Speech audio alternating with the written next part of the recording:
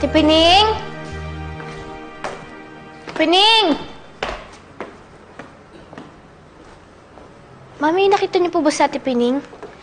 Kanina ko pa po siya hinahanap eh. Tatanungin ko lang po sana siya tungkol dun kay nanay. Anak, wala na siya. Pinaalis ko siya, sabi ko umalis siya agad-agad. Kung ayaw niya ipakaladkad ko siya sa mga village guards. Sinasamtin niyo na po siya dahil po dun sa pagbibintang niya kay nanay kanina? Hindi. Pinagbakasyon ko lang siya. Para naman mahimasmasan. Grabe naman kasi, pabigla-bigla yung bugso ng damdamin niya. Buti naman po, bakasyon lang. Makakabalik pa po siya dito. Sayang naman po, mabait pa naman. Kung mabait siya, bakit niya pinagbibintangan si Isabel? O bakit siya nagsisinungaling, di ba? Baka po, na-stress lang po siya over Lola's death. Sobra naman ata siya ma-stress. Pero alam mo, anak, meron ako nabasa dati. Kapag sobrang stress daw ng isang tao, dun daw lumalabas lahat ng saloobin niya. Yung totoong saloobin niya. Yung mga personal secrets na hindi niya masabi. Alam mo ba yung mga laseng, di ba, kung ano-ano yung sinasabi nila?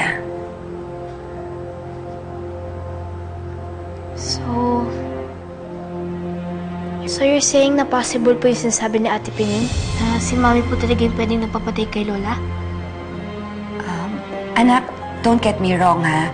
At wag na wag mo tong sasabihin kay Isabel. Ayoko kasing isipin niya na sinisiraan ko siya sa'yo. Pero, lahat kasi posible. Pwedeng totoo, pwedeng hindi.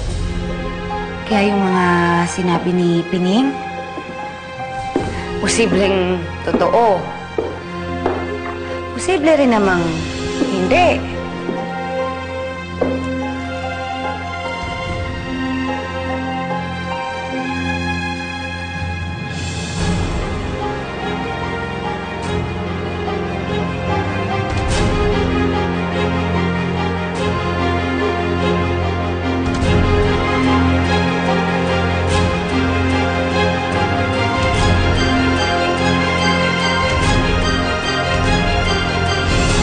Kitang-kita ko talaga sa mga mata ni Catherine kanina na malapit na siyang magduda kay Isabel.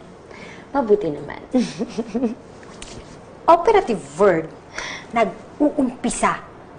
Meaning, matatagalan pa bago maging full-blown yung pagdududa ni Catherine kay Isabel. Hindi ka ba naiinip, Scarlett? Gaga, sa bait-baitan acting ko kaya nakuha si Javier, pati si Mama. Kaya ganun ko din kukunin si Catherine para mapaikot ko siya sa mga palad ko.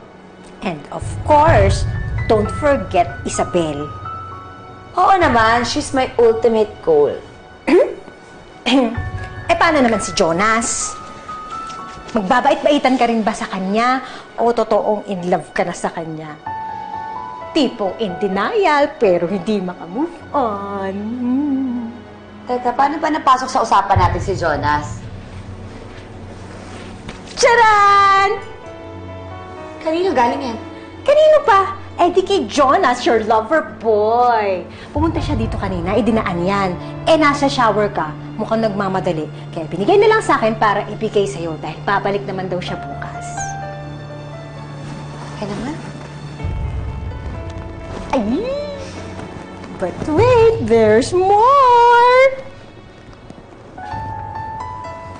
Peace offering daw niya sa lahat ng mga kasalanan at pagkukulang niya dati. Alam na alam talaga ni Jonas kung paano niya ako susuhulan.